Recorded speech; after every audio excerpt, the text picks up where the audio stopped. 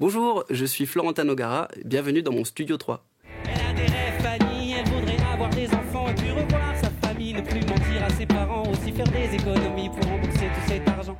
Celui qu'elle leur avait pris lorsque le manque était trop grand. Oh, oh. Je fais de la musique depuis mes 10-11 ans. J'ai commencé par la batterie avec mon oncle qui m'a appris à jouer de la batterie.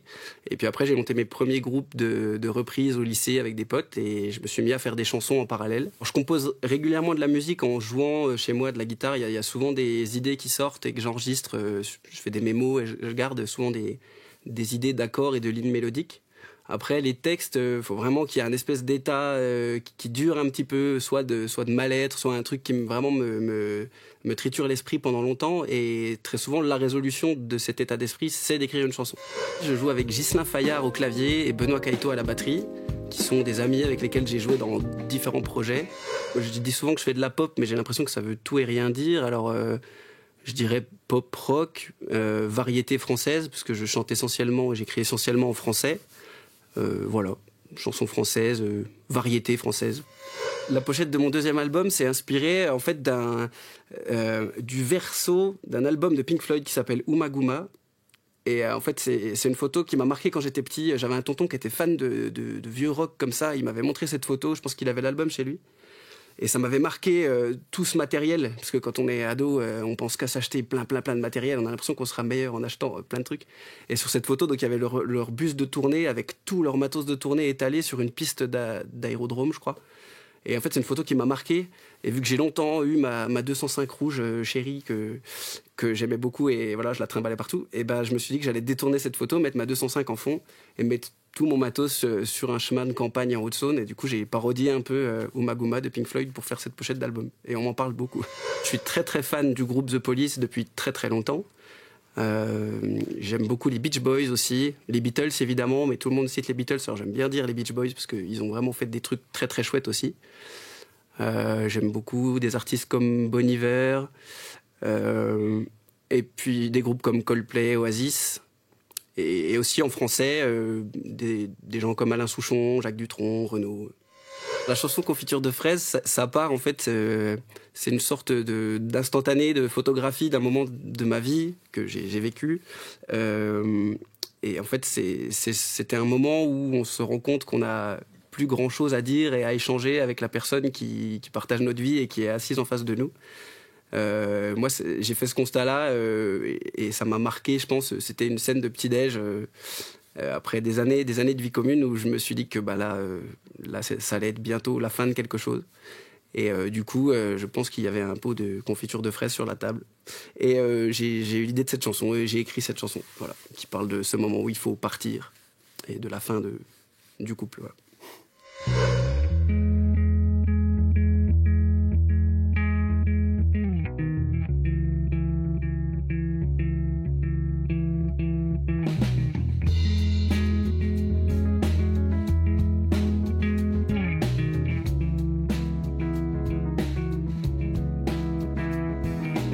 Sauver l'affaire, partir la tête haute, avant l'hiver, avant que ce soit de ma faute.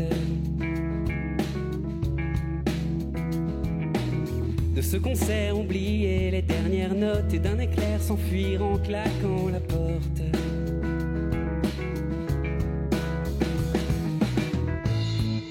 L'amour la baise, la confiture de fraises, quand elle préfère la confiture de fraises.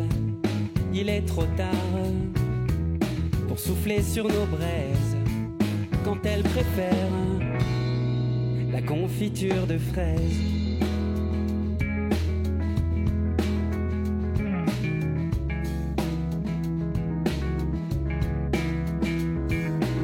Plus rien à faire, à attendre l'un de l'autre, chacun derrière nos grandes idées à la mode.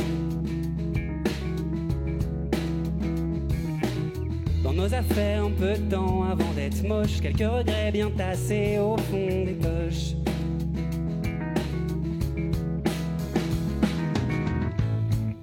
L'amour la baise, la confiture de fraises, quand elle préfère la confiture de fraises, c'est qu'elle est prête à filer à l'anglaise quand elle préfère la confiture de fraises.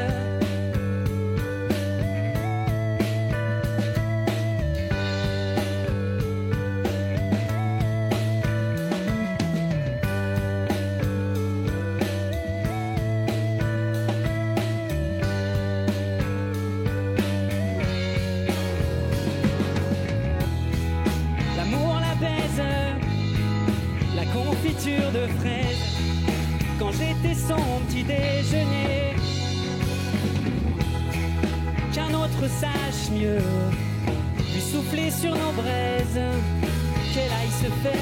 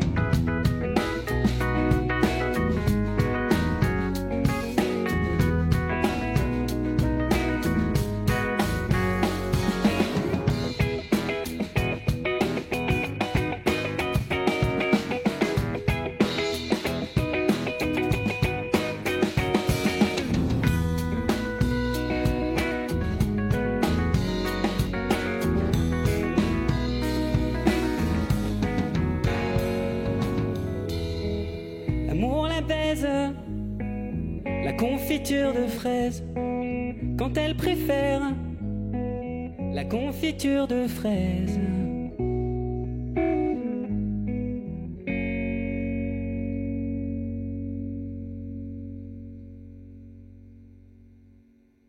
Je pense que le morceau qui a changé ma vie, c'est Message in a Bottle de Police. Parce qu'en fait, on écoutait un best-of de Police dans la voiture avec mes parents quand on partait en vacances. Il y avait un best-of de Police, un best-of de U2. Et en fait, j'ai un souvenir très précis d'enfance où j'ai découvert cette chanson et où je comprenais pas ce que j'entendais. Parce que ce qu'on dit souvent quand on est musicien, c'est des choses que j'ai déjà entendues en parlant avec des potes qui font de la musique, c'est que quand on entend une chanson aujourd'hui, on peut pas s'empêcher de la décortiquer, en fait, de se dire, bah tiens, la batterie joue cette partie, la basse joue cette partie. Et en fait, avec Message in a Bottle, j'ai un souvenir très précis d'être un enfant et de ne pas comprendre du tout ce que j'entends. Je savais pas ce que c'était qu'une batterie, une basse, une guitare. Et je me suis pris ça comme une sorte de millefeuille sonore dans la tête et je me suis dit que c'était extraordinaire et Police est aujourd'hui toujours un de mes groupes préférés. Et je pense que ça part aussi de ça, quoi. C'est un des premiers émois musicaux que j'ai vécu, en fait. Je vais oser le dire, il y avait des posters de Kyo, un poster de Kyo, forcément. Parce que quand on est né en 92 et qu'on a 13 ans, quand ça débarque, je pense qu'on avait tous des posters de Kyo dans notre piole. Ceux qui vous diront le contraire sont des menteurs. Et j'avais Evanescence, Linkin Park, Placebo, beaucoup. Et en fait, j'avais des posters de batteurs parce que j'étais vraiment batteur pendant mon adolescence.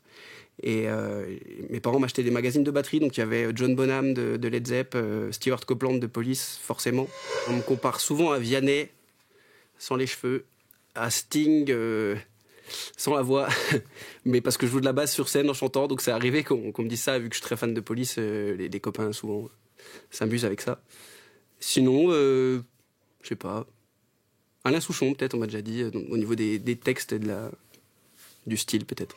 Un des projets que j'ai dans un coin de ma tête, c'est de commencer un peu à rattrouper tous mes mémos vocaux et mes notes, des bouts de paroles que j'ai pu écrire pour commencer peut-être à lister des chansons pour faire un 3e album.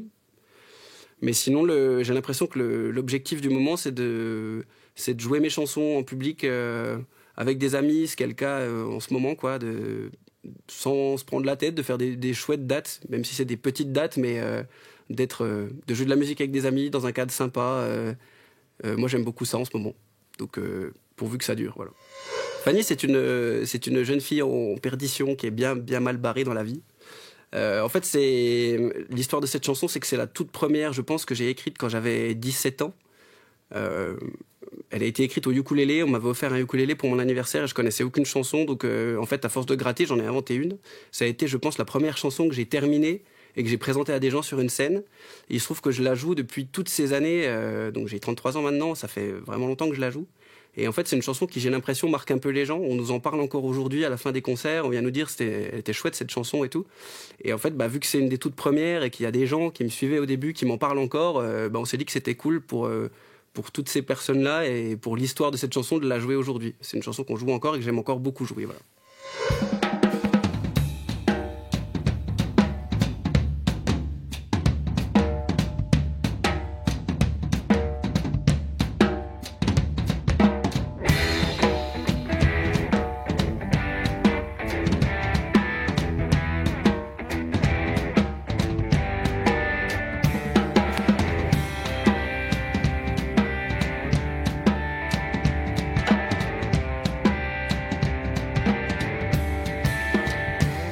Elle a 16 ans, Fanny, elle vit dans un autre monde, elle mène une drôle de vie, a toujours un pied dans la tombe, elle sait bien que tout sera fini, dans un petit paquet de secondes et puis tant pis.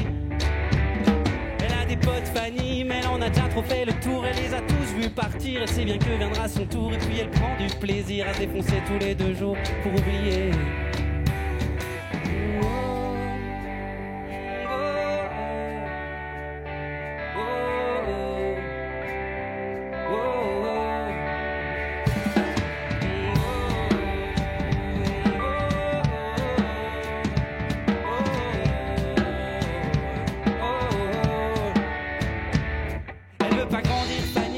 Sortir de sa bulle, elle aime voyager aussi, juste en avalant des pilules, puis rester dans son lit, sentir son bras qui la brûle et son corps engourdi. Elle a des rêves, Fanny, elle voudrait avoir des enfants et puis revoir sa famille, ne plus mentir à ses parents, aussi faire des économies pour rembourser tout cet argent, celui qu'elle leur avait pris lorsque le manque était trop grand. Oh, oh.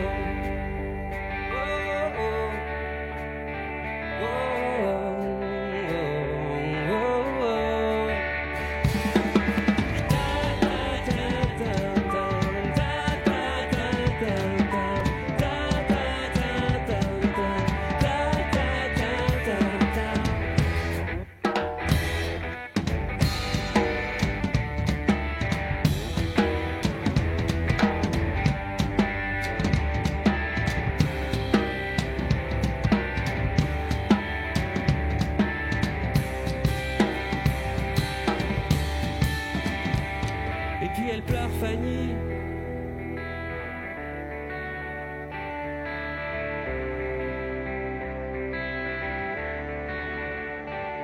Elle a des souvenirs, Fanny, elle revoit ses choix les plus fous, ces moments où elle a compris qu'elle allait finir sans un sou.